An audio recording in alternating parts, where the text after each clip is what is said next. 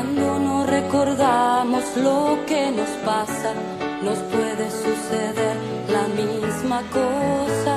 Son esas mismas cosas que nos marginan, nos matan la memoria, nos queman las ideas, nos quitan las palabras.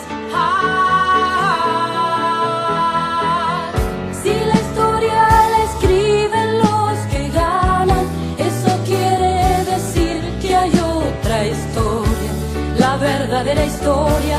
Quien quiera oír, que oiga. Nos queman las palabras, nos silencian y la voz de la gente se oirá siempre. Inútil es matar, la muerte prueba que la vida existe. Cuando no recordamos lo que nos pasa, nos puede suceder la misma cosa. Son esas mismas cosas que nos marginan, nos matan la memoria, nos queman las ideas, nos quitan las palabras. Si la historia la escriben los que ganan, eso quiere decir que hay otra historia, la verdadera historia.